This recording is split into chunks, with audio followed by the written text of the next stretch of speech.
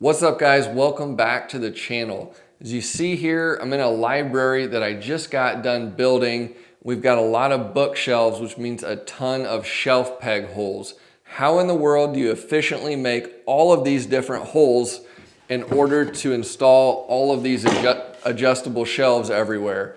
It can take a ton of time, but if you've got the right techniques and tools, it goes really fast. That's what we're going to talk about in this video. So stay tuned. We're going to dive into some different ways to do shelf peg holes. I've got these 4 units built. I'm ready to deliver those, and I've got pieces here to build another 4. So I need to drill my shelf peg holes in these pieces. Back here is where I keep a very valuable machine that not a lot of people know much about. This is a line boring machine. It's been a big money maker and a huge time saver for me. So what is a line boring machine exactly? Well, it's basically a machine that takes one process, actually it takes multiple processes and puts it into one process. So this is a 13 spindle machine. It'll drill 13 holes at once with just a pull of the handle.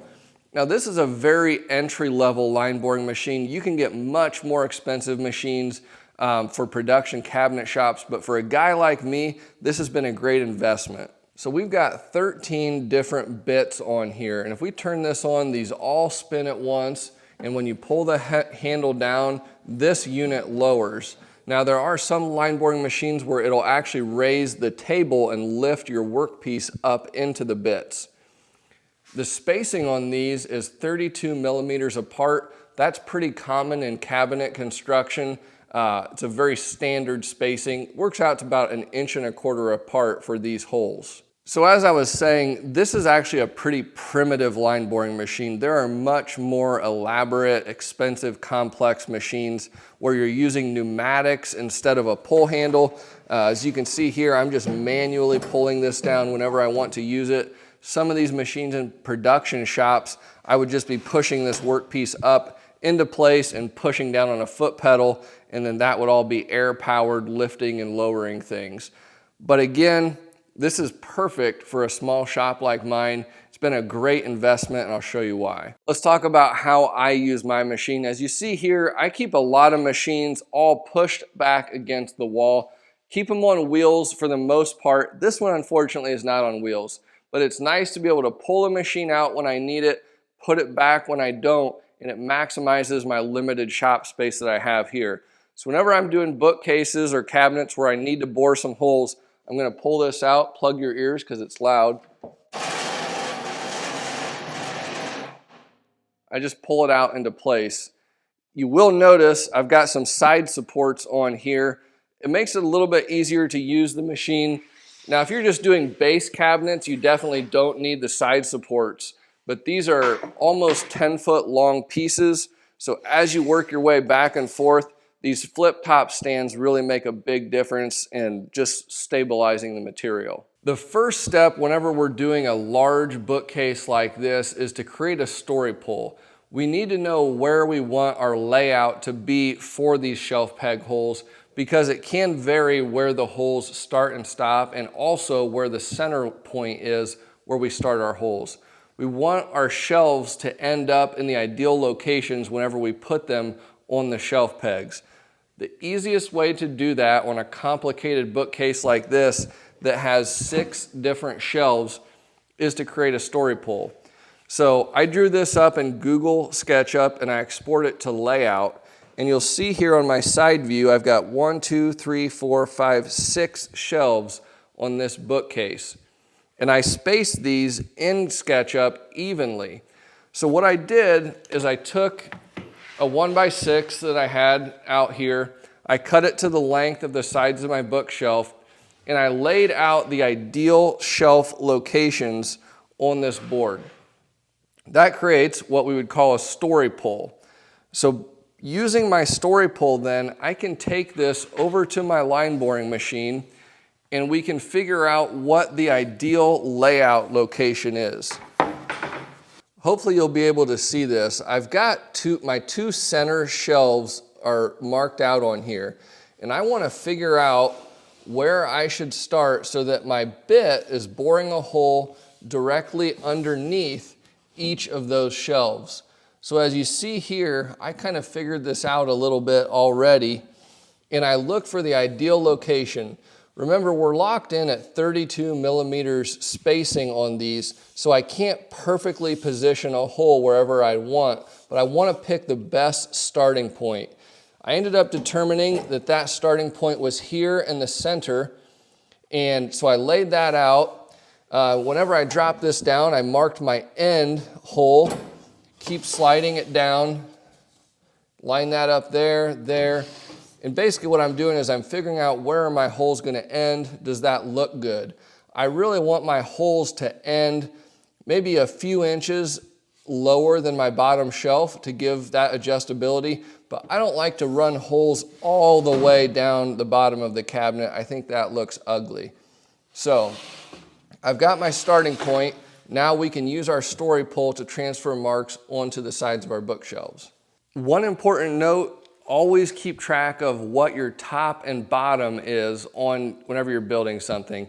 In this case, I want to be 59.5 inches down to the center point where I start.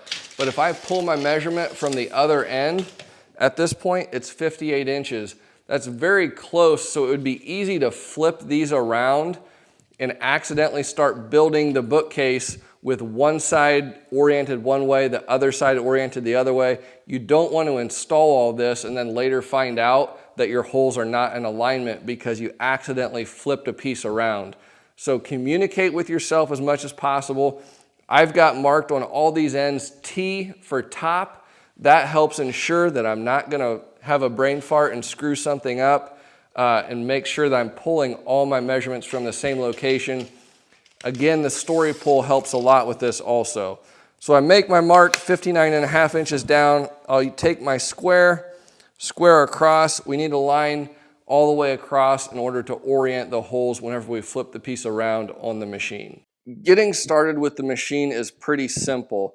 You want to take your pencil line and line it up with your center bit. And there's different ways you could do this. Maybe you were starting your layout with your line lined up on the end. To me, it's easier to start in the center. And basically what I do is I use my center line and I sight to that center point on the bit. These are brad point bits, so they've got that very fine point on it. And it's easy just to drop this down and just use your hand to move it back and forth until it's centered. Make sure it's pushed against your fence and drop it down into place.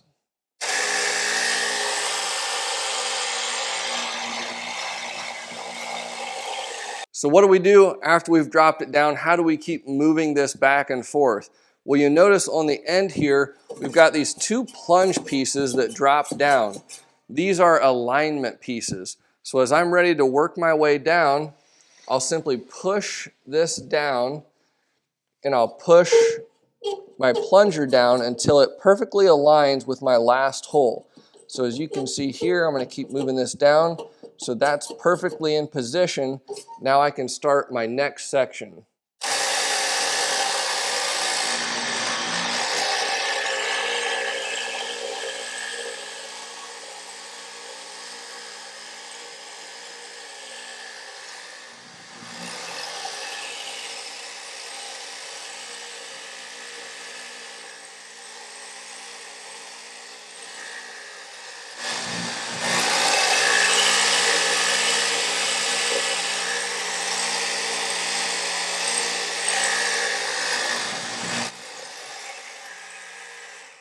So you can see how fast this machine is and accurate. We just bored 65 holes with 5 movements of this lever. So if you were doing each of these holes individually, obviously that would take a lot longer. So one of these machines can really pay itself off fast. Once you get one side done, I simply flip it around and start the process over. So you might be thinking, Spencer, that's great for you. You've got this fancy machine. How do I do all these shelf holes if I don't have that machine? I don't have the money for it, the space for it, whatever. I actually built built-ins for years without that line boring machine. I want to do a quick video on how I do shelf peg holes. This is a really cheap method if you don't have a line boring machine. Let me show you how I did it. It's an extremely good trick to know. You'll see right here, I've got a piece of pegboard. This is 1/4 inch pegboard. Some interesting facts about pegboard. The holes are 1/4 inch and the spacing is 1 inch apart. So it's not that 32 millimeter spacing like we have with the machine, but it really doesn't matter that much. What I used to do is use a drill bit. You're gonna take a 1/4 inch bit and I put a couple stop collars on it to set my depth. And then you can go and you can use this pegboard as a template to go down and make all your shelf peg holes. So what I used to do was I'd build my whole cabinet, my whole bookcase, cut a piece of pegboard the way that you want it, your length that you need. Obviously this is too short for this bookcase, but then I drop it in place. You'll also notice on this piece, because I actually use this piece in real life, it's got tape on some of the holes. That was because I didn't want a hole every inch, I only wanted a hole every 2 inches. So I taped that off to make sure I couldn't accidentally drill a hole there. But you just plop that in place, chuck up your drill, and then just go along and drill these holes. It's actually really fast. You get more tear out, although it's not bad, you get a little bit more tear out than you do with a machine like that uses brad point bits, but it's extremely fast, effective, low overhead, and a cheap way to do it. Just to show how you would actually flip the piece, let's say this is the row of holes that I'm using. After I drilled one row, I would simply flip the piece like so and move it up against my face frame, then drill these holes. Then I could move it to the other side, drill all these holes, flip it around, and drill all these holes. Pretty slick, quick method to do this. So here's another really handy jig that has saved me multiple times. A lot of times I get out here, I'm building cabinets, I get in my zone, and I forget to drill the shelf peg holes. Especially on base cabinets, for some reason I forget this a lot. So you've got a cabinet assembled, you don't have any holes drilled, but I want the 5 millimeter holes. I don't want to use pegboard because that would be 1/4 inch holes. This jig saves me a lot of times with that. It's got the same 32 millimeter spacing for the jig, and one of the advantages of this jig is you can use both a 1/4 inch bit and a 5 millimeter bit. As you can see, it's a really handy way. They store these drill bits on the back side here. They come with a 5 millimeter bit. This is the Kreg bit that comes with it. It's a brad point bit, and you'll see this first shelf is 5 millimeters, but then it bumps up to a 1/4 inch right here. What that does is it allows this jig to be used with both this bit that's got the 1/4 inch shank and a 5 millimeter cutting hole up here. But then let's say you wanted to use a 1/4 inch bit and make 1/4 inch holes also, you could use that here as well. So this is a multifaceted jig. Again, on the back side here, it stores both your bits and this pin. One of the questions you might ask is, how do you keep drilling all these holes in alignment with this jig? So you pull out this pin, you drop it in your bottom hole, then you insert it into your last hole. So now you can see the jig is standing up on itself. You can continue drilling all your holes, pull out your pin, move up to your last hole, put it in again, and continue drilling. This is not a fast jig by any means compared to the line boring machine, and this is also much slower than the pegboard method I just talked about, but it is nice to have around. Another thing that might happen is maybe you bore all of your holes with your line boring machine, then your homeowner wants holes lower or higher. That's where this jig comes in handy, just to be able to drop it in place, drill a couple more holes, or heaven forbid you forget to bore your holes. This could be a lifesaver if you've already assembled your cabinet and can't use your piece on the line boring machine anymore. So guys, we've talked about the story pole in the shop. Now we're fast forwarding to on the job site with a finished product. This is the same story pole that I had in my shop where I marked out where I wanted my shelf locations to be. I went ahead and used my line boring machine to bore the exact same holes in my story pole that are on my bookshelves. And now I can mark where I want to put my pins so that I can quickly locate all of these pins as I install all these shelves. On a normal build, I wouldn't have put all these shelves in at this point. I would have let the painter paint them first, but I wanted you guys to be able to see this. So putting all 240 of these pins in went a lot faster because I could just drop my story pole into the cavity, and I've got lines where each of those pins goes so that the shelves are evenly spaced. Made it really quick to put all those pins in.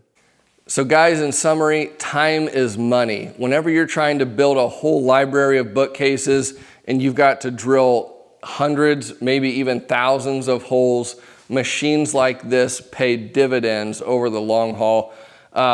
As far as cost, what does a machine like this cost? This is a 13-bit, and again, it probably runs you about $2,000, probably in the ballpark of $2,000 to $3,000.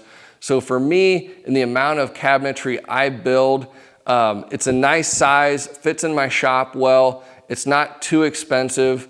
So overall, it's been a great investment. It's given me a great ROI, better quality product, saves me time. So hopefully this video is helpful. Learn something new about line boring machines, pegboard tricks, Kreg jigs, all these different ways to do shelf peg holes. It's good to have all of these different tools in your arsenal.